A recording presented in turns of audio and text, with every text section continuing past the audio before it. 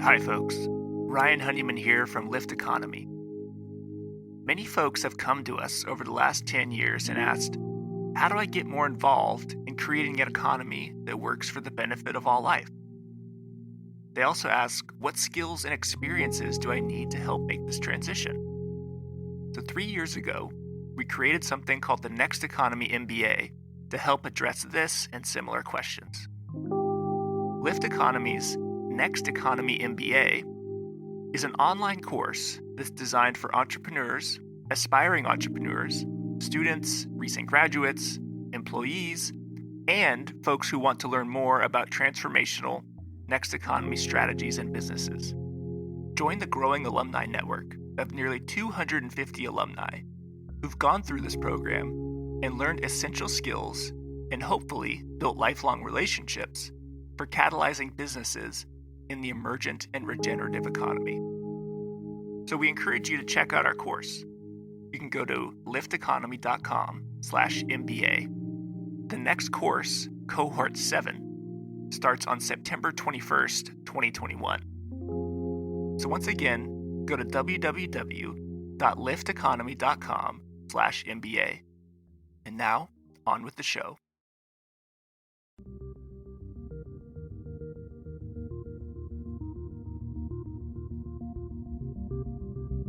Welcome to Next Economy Now.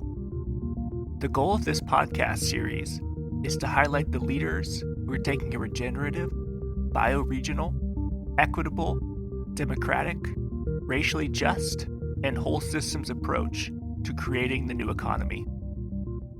Val, welcome to the show. Thank you very much, Erin. Good morning. Good morning. So grateful to have you here speaking with us. And I would love for you to start our conversation introducing yourself to our listeners in whichever way you'd like. Nishni Truiz, Kanrakat, Valentin Lopez, Listen, Kan Ni. Good morning. My name is Valentin Lopez. I'm happy to be here. Our tribe is comprised of the documented descendants of San Juan Bautista and Santa Cruz. And it's important that our history be told, so I'm thankful for this opportunity. We're so thankful for your ability to be here and speak with us. Could you start by giving our listeners just a little bit of overview of the Amah Mutsun tribe and your role there? Okay. Let me just give a little bit about our history, just so people will know who we are. Our history, our creation story takes place at Mount Umana, which at one time was the tallest mountain peak in the Santa Cruz Mountains. Our creation story tells us that Creator very specifically picked our people to live on our traditional tribal territories. He identified our tribal boundaries of both the Mutsun and the Owaswas. And then he gave our people the authority and the responsibility to take care of the lands of our territories and all living things. And so we have the responsibility given to us from Creator. We actually look at that as our moral authority to take care of the land, to take care of the plants, the wildlife, the waters, the birds, the fish, the rocks, the air, the winds, the shadows. We're responsible for all of that. That was over 15,000 years ago that Creator gave us that responsibility. And for thousands and thousands of generations, and hundreds of generations, perhaps even over 1,000 generations, our ancestors took care of the land. And they recognized first and foremost that the land was sacred, and it was our responsibility to maintain its sacredness. Therefore, we had prayers and ceremonies. We had prayers to give thanks to Creator for giving us the responsibility to take care of Mother Earth and having trust in us that we could meet that obligation. We gave prayers to Creator to ask Him to watch over us and to help us and to teach us and to work with us so that we can learn how to effectively take care of the land so that we successfully fulfill that sacred covenant with which we had with Creator. Our people developed, recognized that the key to successfully taking care of the land was to develop intimate relationships and knowledge of the lands of the plants. Regarding the plants, our people learned that to take care of that all plants have a responsibility to take care of a community, and that community included the plants must take care of the fungi, the insects, the birds, the four-legged, and all people. Our people, our ancestors learned that we needed to take care of landscapes and promote growth. And so we saw fire. We recognized fire as a tool given to us from Creator to take care of the landscapes. And so we would burn the landscapes regularly, every 5, 7, 10-year intervals. It was pretty common to have fires in the fall. Our people would, for example, take a look at a landscape and divide it into 3, 4, or 5 different parcels, and each year burn a different parcel. After that first year's burn, we would get great seed production. That heat helped germinate the seeds. And with that heavy seed growth, that would take care of the birds, the seed-eating animals, and also people. At times, our diet was 40% seed. That second year growth, you get these shoots coming up, these taller shoots coming out of the ground, and that was the preferred foods for the antelope, the deer, the elk, etc. And then that third year growth, you start getting the brushes and the shrubberies that were important to develop cordage and basketry and a lot of other crafting and stuff like that. So our people had a balance. They also learned the importance of having ceremonies specific to the animals. So we had ceremonies to call back the salmon to let them know that it was time to come home so that they could spawn. And we kept the waterways clear so that they could successfully migrate back to their homes. We took care of we had ceremonies to call back the migrating geese.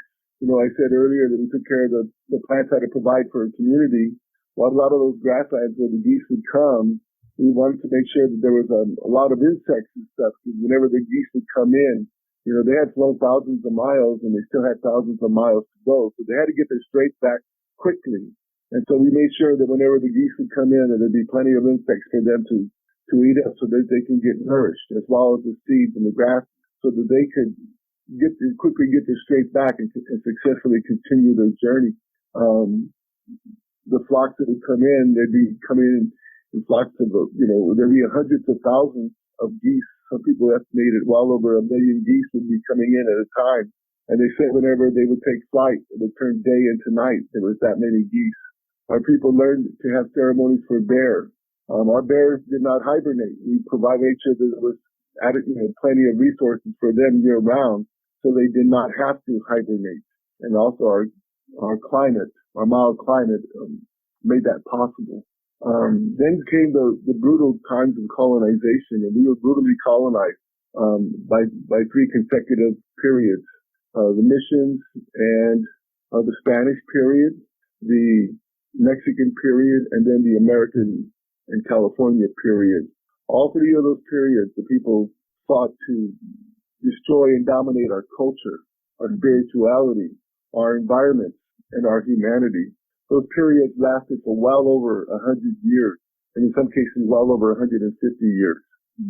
And so that's a lot of our background and our history of what we have to do. In California, there was the very first governor of California stated in the first State of the Union that there will be a war of extermination against the California Indians. That is to be expected. And so there was one of the very first treasury bonds passed by the state of California was to pay for the extermination of California Indians. They were paying bounties of 25 cents to $5 for every dead Indian. And they paid for military excursions to go to the mountains to hunt down the Indians and to kill them. So our history is brutal and shameful. But our obligation to create to take care of Mother Earth and all living things never ended. And in 2006, the elders came to our tribal council meeting and said that very thing, that Creator gave us the responsibility to take care of Mother Earth and all living things, and we must find a way to get back to that. And so since that time, we've been working hard to restore the indigenous knowledge that was learned by our ancestors over all those generations. We're working hard to restore that indigenous knowledge and to develop partnerships with state parks and national parks and the Bureau of Land Management and other land trusts and open space districts to return to the land and to restore the indigenous stewardship that our ancestors did for thousands of years. And that's what we are doing today. Thank you so much for that introduction. I know it was really helpful for me to hear your words articulated, and I'm sure for our listeners as well. And the work you have done in partnership with open lands networks and parks has been quite extraordinary. I'm wondering if you'd be willing to share some of those partnerships that you're cultivating right now that are seeking that restorative capacity. I think our listeners would be really curious to hear about some of them. I'll be happy to. At Pinnacles National Park, for example, they have they're working to on the condors, to restore the condors. They were on the brink of extinction and they're coming back slowly and stuff like that. But we regularly work with and consult with Pinnacles National Park on the condors and the care for the condors and talk about their traditional habitats and what they need. And we also talk about the importance of the condor to our culture. When our people pass away, they go to they pass to the other side. And for us, the other side meant the other side of the ocean. But the condor, because of its strength and its might, is the only bird that can fly to the land of the dead, where our ancestors are. So they can carry our message and our prayers to our ancestors. And then they can carry the messages from our ancestors back to us so that they can direct us on our day-to-day life of our responsibility and what we need to do and what decisions need to be made. So we talk about that importance with Pinnacles National Park. There's also a lot of traditional stewarding locations there for basketry plants. There's a really impressive sedge beds there for basketry and deergrass also and stuff. So we help steward and manage and take care and tend those plants so that they can be productive for basketry. And then they have some traditional grasslands that we're working there to restore the native grasses back to those lands. And those are the traditional California grasses are what the wildlife want and need. And so we're helping to take care of the wildlife by doing that. And that's at Pinnacles National Park. The Bureau of Land Management near the town of Davenport, they have a new national monument that was dedicated as a national monument at the end of the Obama administration. And so we're working with the Bureau of Land Management to help steward those lands, but we do other things as well. Recently, what we've done is they had some proposed trails and stuff that they're going to be building there for public access. Well, we did a survey of that trail route to identify any important cultural or traditional cultural resources that were there so that we can protect them and identify them, and then they would take the trails, around that area so that they're not impacted by the public. We're also working to, we're doing research there with UC Berkeley on our archaeological sites so we can learn what the landscape looked like prior to contact so that we can restore the landscapes to that. We're looking to restore the creek there in the hopes of making it more productive for the salmon to return. And then we're also doing a lot of surveys to identify places where our traditional ethnobotany plants exist so that we can go in there and start our work there at restoration and bringing the native plants back so that they can be the dominant plants at national monuments. And then finally, there's a state park near Año Nuevo that we worked with the state parks to get designated as a cultural preserve. And that cultural preserve allows us to have co-management responsibility there. And so what we're doing is we're working to, they haven't burned in that area for quite a number of years. And so as a result of that, a lot of shrubs and trees and stuff have invaded open spaces at a valley, a very important valley there that was a village site. And so now we're working to open up that valley and stuff so that we can restore that landscape to what it was before contact. And there's also important archaeological sites that we are protecting and very important and rare medicine plants that we are working to protect also. So those are just a few examples of the type of work that our tribe is currently doing. Wonderful. Thank you. Thank you for that work. 2 questions are coming up for me, and I'd like you to maybe choose which one you want to take first. One is, you mentioned the condors as being messengers, talking about the different responsibilities and messages from your ancestors. I'm curious what your thoughts are on what is our responsibility to interface with the economic system, which so often is separated. This fissure between the economy and the ecology is pretty big sometimes, it seems, at least in the current money system, the current financial systems. Maybe that'll be the question to start with. Well, whenever greed and monetary and profit are the sole basis for making decisions without recognizing the culture or the spirituality value, those are just, we see that as just being sinful and evil, to be honest with you. I mean, to not recognize Creator and the responsibility the Creator gave all of us to take care of the wildlife and to take care of the air and the water and stuff like that. And there's no price that you can put on these things. So, we have to fight to pray that we can soften people's hearts to get them to understand it. Our tribe, we do pray a lot within our tribe for these things. And then we also need to have people recognize that true value and true riches. Well, let me put it this way, in to our ancestors, true value and riches and a person's worth, the 2 most important things in those regards were, number one, the indigenous knowledge that was passed down by our ancestors. If we knew the ceremonies, if we knew how to take care of the wildlife during all 4 seasons, if we knew how to keep the rivers clean, if we knew how to provide for the geese and the rabbits and the deer, etc., that knowledge right there was what made a person truly valuable, important, and wealthy to that community. And then the second thing, and this is one that we hope people can understand, is relationships.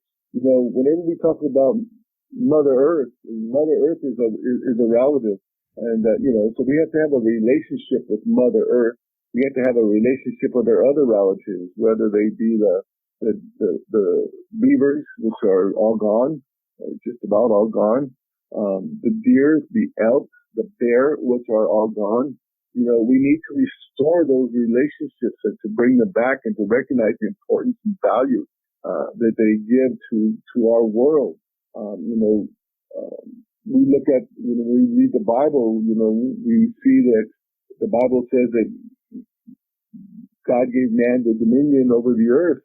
But that word dominion, a lot of people look at it as dominate. And so they think that destruction is what dominate means. And so they want to dominate the earth and destroy it and take all the value out of it as they can and monetize it. And that's not what dominion, that we to us, we don't understand that kind of domination. They even, it was that that led to the domination of our people, the domination and destruction of our people. So we just need to take a look at what is truly important and valuable and recognize that relationships, mean, when we talk about relationships, that those plants and animals are our relatives, and the way that we take care of our youth and our children and our babies with love and kindness and gentleness, and we need to sing to them and pray for them and listen to them and talk to them and understand what their needs are. That's what we need to restore, and that's what's missing from our economy now in so many ways. Now it's just dollar driven, and that is, and we cannot sustain that. We just absolutely cannot sustain that. I love this idea you shared of a person's wealth in society being measured by their ability and skill set of keeping their river clean, of bringing back habitat for wildlife. And this other thing you mentioned about our economy at its core, the foundation of our economy being based in relationships rather than money. Well, that's how creators are going to judge us when we pass to the next world. Mm-hmm. That's how we're all going to be judged, and did we fulfill our obligation to take care of Mother Earth that He gave us, that He or she gave us and stuff. So we need to, we need to take those obligations serious, and that's what our tribe does. You mentioned something earlier around land management and the role of indigenous land management being that of enhancing growth on landscapes. And I love that word growth in economic terms is so often to the detriment of communities. But in this case, and I'm curious, you also brought up prescribed burning. And to me, what's very present right now is these out of control, the worst fire season we're entering into, the, potentially even worse than last year, a fire season equally, if not more devastating than last year's fires. And I'm curious, from your background and your knowledge base, what do you think these fires are telling us, and what are your thoughts and responses? Well, it comes down to domination. The people thought that they can dominate the landscapes and stuff like that, and these fires tell us that, Mother Earth is in charge, not us. And, so we need to learn another way of managing the land.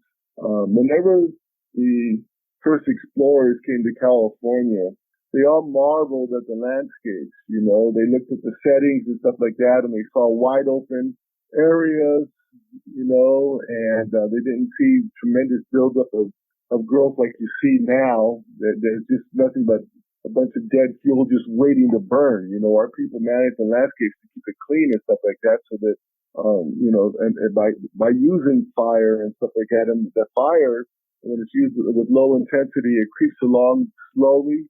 It's easy to manage. It's healthy for the land. It's good for the land, and it does not, threaten or destroy things. Uh-huh. And whenever they got here in the 1700s, during mission times, the Spanish outlawed fires. And during the Mexican period, people outlawed fire.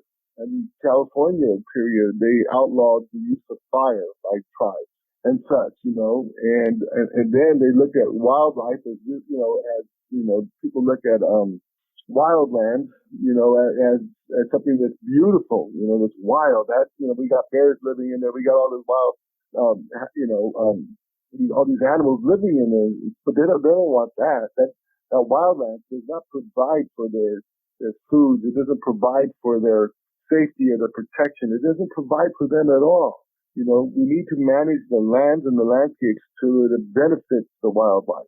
And that's what our ancestors learned. So they work to keep the valleys open and keep the landscapes clear so that it provided for those things. And I kind of forgot your question, but I'm sorry about that.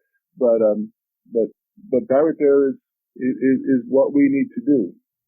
No, it was a perfect answer around the lessons of these fires in terms of our responsibility to recognize that the lack of appreciating the experiential knowledge of California Indians in managing those landscapes is now coming up to really cause these detrimental effects of the fires, the current fires, and the outlawing of those practices. Yeah. I want to go back to some of these initiatives that you're working on with Pinnacles and with and Año Nuevo, and ask you this changing consciousness of being able to see the reciprocity of how your needs, whether it be your food needs, your material culture needs, coming from, these quote unquote wild lands. How how do you feel the role of the public interfacing with these landscapes? How do you feel that role can help change that consciousness to make people more aware of the natural base of really everything that we rely on? Well, if we take a look at traditional Native American stewardship, that right there was a very sustainable way of living. You talked about reciprocity. What we took, the earth gave back to us and stuff. And we never took more than what was absolutely needed. And we took care of, and that plant taking care of that, every plant taking care of a community was really key to all of that sustainability and stuff. And so, I have two thoughts here. I want to give a little bit of background first, that whenever the Spanish and the missions came in, they wanted to destroy our culture, and they thought they needed to destroy our environment. By that, I mean, take away destroy our food plants, our medicine plants, our basket tree plants. They consider those totally inferior to the European plants. Uh-huh. And so they quickly destroyed our traditional foods and et cetera. Mm-hmm.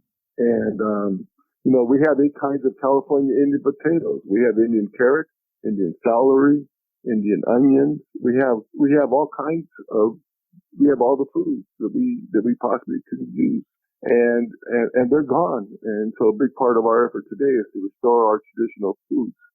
And they grow naturally on the landscapes and stuff like that. So all the mountains and hills you see in California, they can't provide for our food. And that's what we're working to do, is to save our food. Not only for the Amah Mutsun, but for all people. So that's a bigger important message for today's economy. The other thing is when you take a look at the way that the food crops are being managed now, they say that there's less than 60 years of farming left in the United States or perhaps the world the way they do it now. All the nutrients of the ground are being totally sucked out of it and not being replenished because of the row crops. Uh-huh. When you pass those orchards, there's an insect on the ground, they're going to spray the heck out of it. If there's birds in the trees, they're going to, set up charges and stuff like that to keep the birds out. If the deer wants to come in and eat a few leaves and stuff like that, they're going to put a fence around it or take other actions. That's just totally destroying the habitat. And then, I was hearing recently that I believe it was the state of Iowa, Iowa was basically a marshland or a wetland. And for it to be the agriculture power it is now, they had to drain that. Uh-huh. Well, every year, they're putting all these nitrogen. I'm not a chemist and I don't know this stuff, but all these fertilizers and nitrogens on there. But yet they put these things, they called them, what did they call them? They have over 1 million miles of platelets or something like that. They drain the waters out of those fields. But whenever they drain the water out, they also drain that nitrates, and they're all going into the rivers and they're going into the Atlantic. And now, whenever they accumulate in the Atlantic and they suffocate all the fish, they suffocate the water. There's no oxygen that can get it. And now fish are dying under there. It's as big as the state of New Jersey now. But but all life underneath that nitrogen is just dying, all that wildlife. And that's just going to continue to get worse and worse. So, what they're doing now cannot be sustained. But yet, because they're still making $1, they refuse to change. And they think that engineering and science will rescue us. But that's a heck of a gamble. Because if it doesn't rescue us, what does that mean for the world? And whereas if we were to look at our traditional ways of managing lands and stewarding the lands in a natural way that took care of all life and stuff like that in a very sustainable way, that could be done. And that's what we are working on now. And then we're hoping to be able to share with others, native tribes and non-native tribes, to show them that there is a much better way of doing it than what we're doing now. Thank you for bringing up agriculture. I'd love for you to share a little bit more of maybe some examples, maybe your work with Pie Ranch or other around how you are interfacing in that transformation of how we grow our food as communities and as a culture. Well, as I said, we have all these plants, these foods, the Indian potatoes, and we also did a lot of berries and a lot of nuts and seeds and stuff like that. So, and so they provided our diets annually, and a lot of them could be preserved. The seeds, for example, the seeds, we would collect them and then and store them, and then we would do the same with the nuts and stuff like that. So that provided our diets year round. But currently we have 3 gardens, but they're small gardens, and they're meant more for education than they are for actual production. But and so we're Pie Ranch. I like the Pie Ranch example because Pie Ranch is an educational ranch where they bring in elementary and high school students, and they teach them about where foods come from and such like that. But with our Amah Mutsun gardens being there, we're able to share with them our traditional foods and our traditional ways of growing plants and our food plants in particular, and how to harvest them and care for them. And so we're able to educate a lot of people, through our current gardens. At the current time, we do not own any land, and so we do not have a place for farming. However, we're close to signing an MOU with State Park, in which we'll have access to about 30 acres for us to start growing our traditional Mutsun food plants.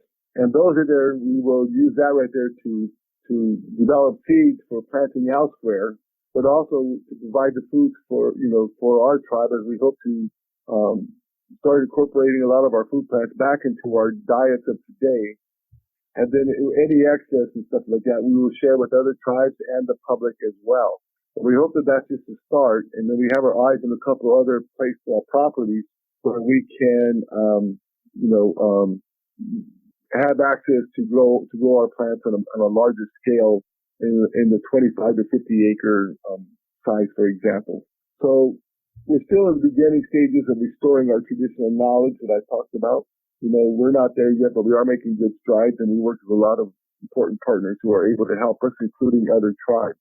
So we're quite confident that we can, in the next 5-10 years, that we'll be able to have a lot of our traditional diet, our traditional foods back for our people and for others.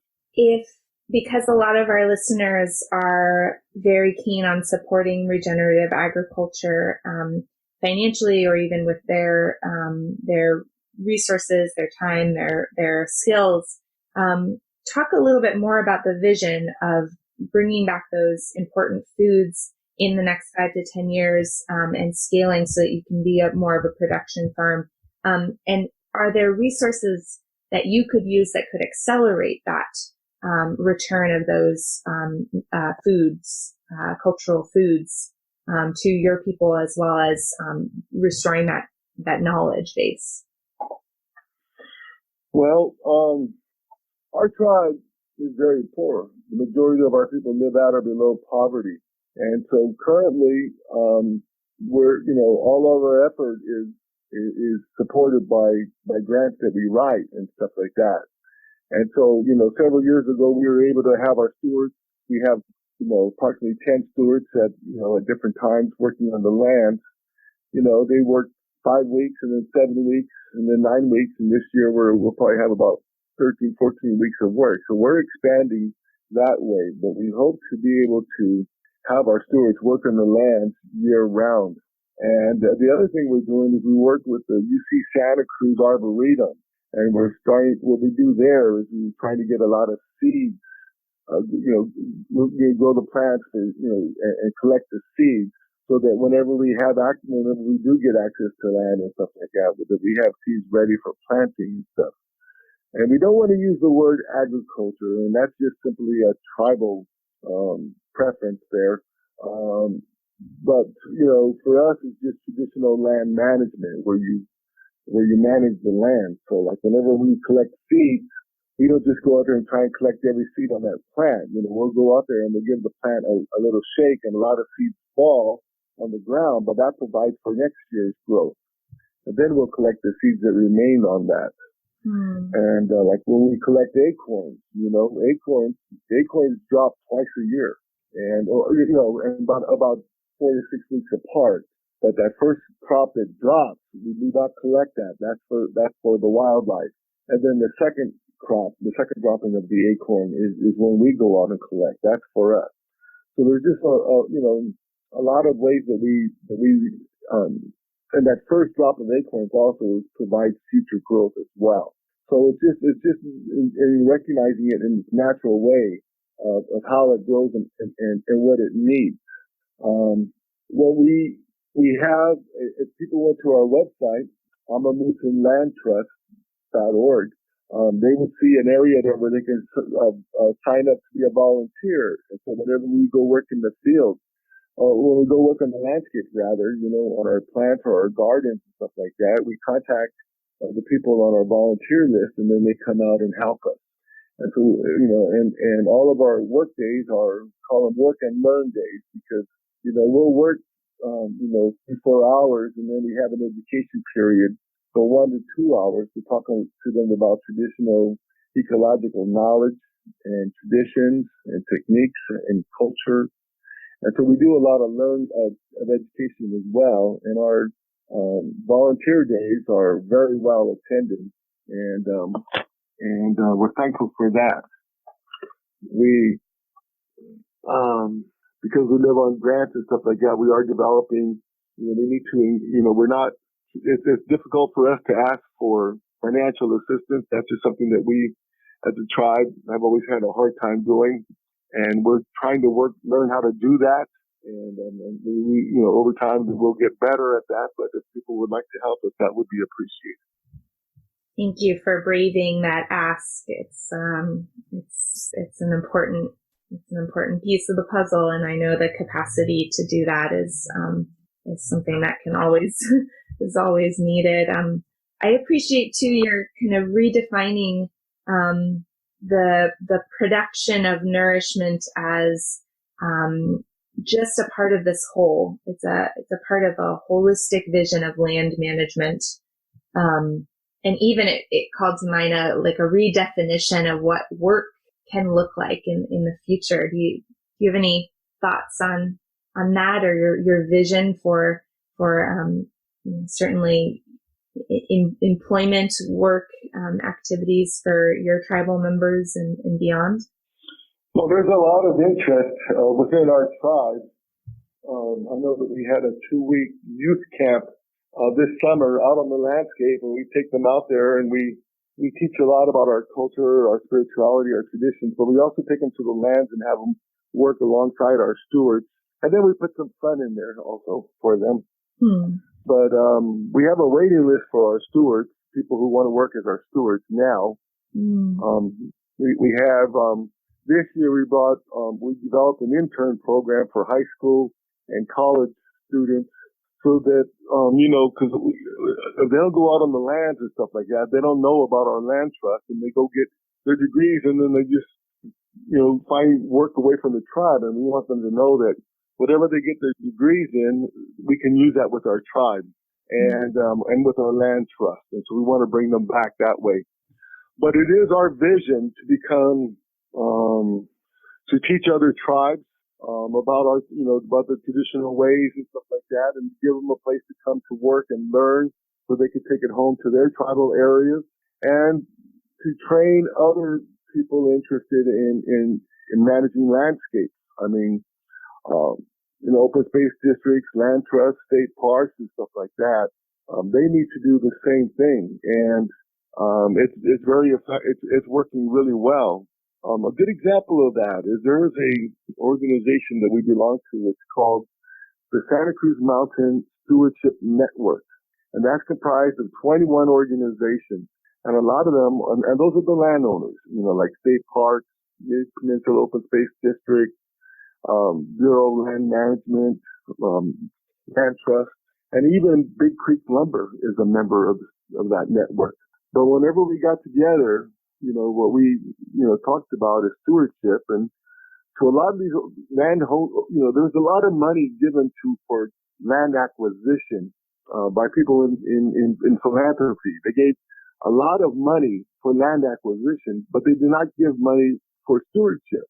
And so traditionally what the stewardship meant to people was to put a fence around it, build a trail, and put up signs, stay on the trail, and give public access that way. But that did nothing to talk about the spirituality or the culture or the need for relationships with the plants and the wildlife, etc. And so whenever we joined that network, we talked a lot about traditional native land stewardship. And a lot of the organizations did it, and that's why we have the partners that we do today, because they know that if they're going to sustain the lands that they now own, that they have to find a better way of doing it. And in so many ways, we are the ones that are able to, we can share with them, 10, 12, 14,000 years of experience of successfully managing these lands and our desire to restore that traditional stewardship back to those lands. They're happy to work with us, and they are giving us a lot of support and access to their land. And so we have a good foundation to build on, and we have a lot of support from the people and the organizations. So, as we can grow, we feel that we can start demonstrating, more and more each year of the effectiveness and importance of traditional stewardship, and that one day soon the landscapes of the Santa Cruz Mountains will look much different. Wonderful. And that ties us back to management for fire mitigation as well, and fire prevention, and getting to a place where we don't have these huge out of control fires.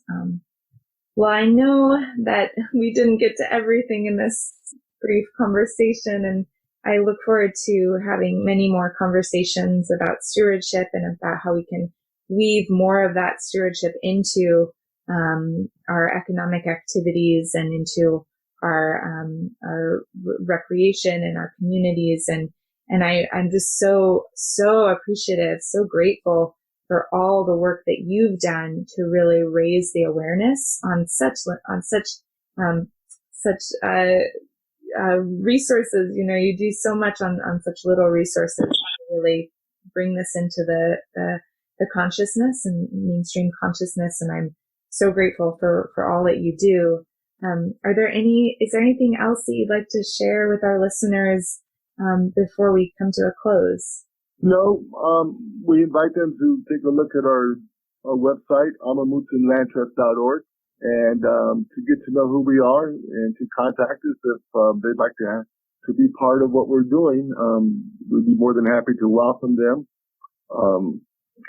Currently we do have our most sacred site, where our most important ceremonies were held, is under threat of a sand and gravel mining operation now. Mm-hmm. And so we have a campaign hoping to prevent the mining permit from being approved, and we'd like to ask people to join us in opposing that mining operation. And I hope that we can talk further, because we have not talked about managing the forest, mm-hmm. and we haven't talked about managing the ocean and waterways. So perhaps we can do that next time. Would love to do that. Yeah, we are. Lift Economy is actively engaged in a coalition around the purple urchin barrens and how we can manage them to bring them back into balance with our kelp forests and in our oceans. So yeah, we've definitely got more to talk about. And meanwhile, we'll make sure to spread the word with our listeners about supporting and opposing that gravel mine, and supporting your continuously astounding good work in really raising the bar of what's possible in terms of stewardship of our landscapes, these beautiful California landscapes that we call home. Thank you very much. Yeah, thank you, Val. Have a great rest of your day. Thanks for being on the show. Next Economy Now is a production of Lift Economy. To listen to all of our episodes, go to lifteconomy.com/podcast. That's LIFT economy.com/podcast. You can also sign up for our monthly newsletter at lifteconomy.com/newsletter. Please also rate and review our podcast on iTunes, Spotify, Stitcher, or wherever you get your podcasts. Thanks for listening.